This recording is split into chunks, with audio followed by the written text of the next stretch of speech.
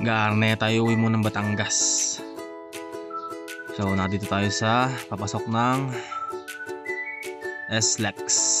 Going to Batangas na tayo.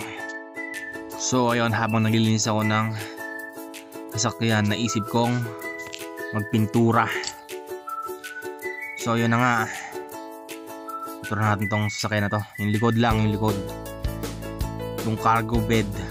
So ayan yung mga nabili ko ang pintura. Mga ano lang yan, normal na pintura lang. So ayun guys, yan, meron din palang brush saka roller. So ayun na nga, nagpipintura ako and yun, mukhang hindi bagay. Kaya yan, tinuloy ko na lang din. Pero pag-iisipan ko yung mismong bed kasi mukhang di ko trip yung kulay nito. So yan, hindi natin tutuloy dyan. Ito na ngayon ang nangyari dyan, no? Ayan, siguro mga 4 na layer na yan. So try natin ituloy yun next week, kabila.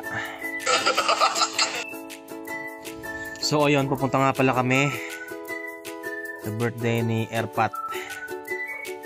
Kaya naisip ko ito na lang ibigay ko, bigas at saka t-shirt.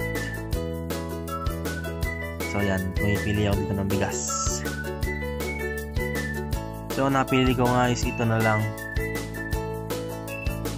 Medyo pricey kaysa sa ibang bigas pero quality to. So ayan na, kinarga na natin. Medyo nandito na kami sa venue kung saan dito kami kakain. Hintayin namin sila. Panang Bukid, Maine, Palucan, Batangas City. And yun, after a few minutes dumating na sila. Andiyan na sila, ang tatay, ang inay, si Iste, at yung anak niya na si Casey. So ito nga palang bibigay ko sa tatay. Simpleng regalo lang pero ayos din. So ayan, dumating na yung food, pancit, calamares, fried rice, chop suey, manok. So yung pagkasaluhan namin. Ang tatay nga pala is 73 years old. So after a few minutes dumating na rin sina Bayaw, sina Aaron,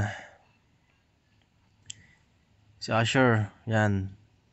So yan, kakain na kami dyan.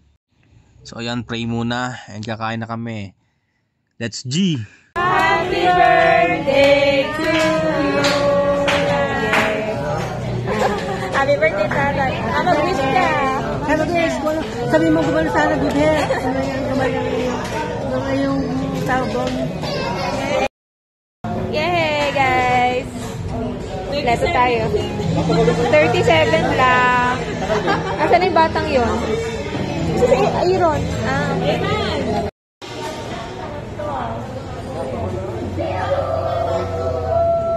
Nagpapaalam ko.